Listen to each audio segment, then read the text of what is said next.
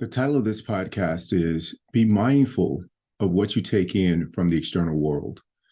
This can be in the form of people, news, different situations, and how you interpret them.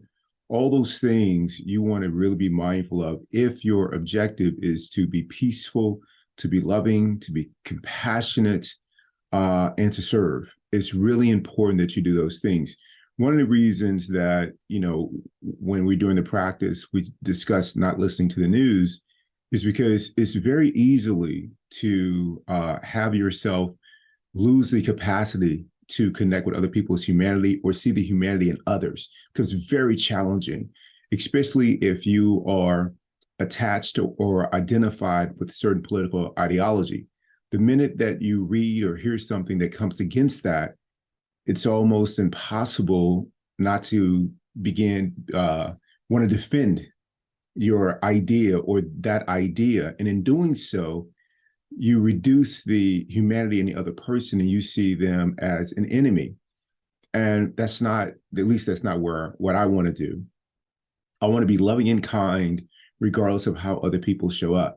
I think the other part of it is the people that you are around and what you take in from them can be really important.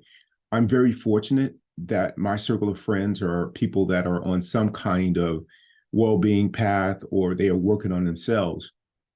So in those rare occasions in which my mind wants to be defensive and operate from a place of fear or desire or whatever the case may be, when those things happen, I have my friends who will help me get back on the path, that will help me see, and remember what I'm up to.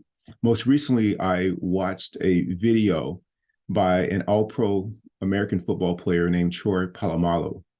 And if anyone's watched football in the last 15 years, they've seen this guy, and he's extraordinary. On the field, he is fierce, no question. He's a defensive player. When you listen to him in interviews, he's very soft-spoken, very kind, and he's quite inspiring. I mean, he's like a peaceful warrior is how I would define him. And in this video, he talked about a defining moment for him.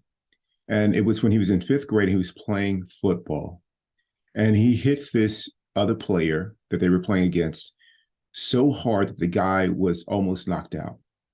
And Troy stood over him and said something like, "I really effed you up." And so after that event, after the game, Troy was in the car with his brothers riding home, older brothers. And he told them what he did. And his brother said, "Troy, that's not who we are. That's not what we do. We don't show up that way." And in that moment, it became clear to Troy that there was a way that he wanted to show up moving forward, that there was a standard that his brothers had laid out for themselves, for their family, and for him. And he wanted to be aligned with that. And Troy goes on to say, had his brothers celebrated his actions on the field that day, he would have went a completely different path, thinking that that behavior was okay, thinking that that behavior was to be celebrated, and he would have a very different life. And so I listened to, his words. And when I watched the video, I'm both moved and inspired that the stimulus that I take in from the external world are going through a filter that is my practice, so that I can see the positive possibilities that are available there.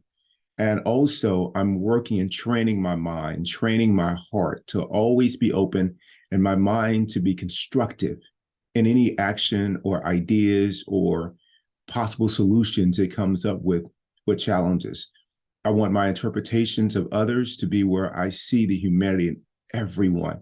And in situations, even if they're daunting and challenging, that I see the possibilities in them, all in an effort to reduce the internal suffering, to cultivate inner peace, and to be loving as I go about serving. So I hope you'll join me.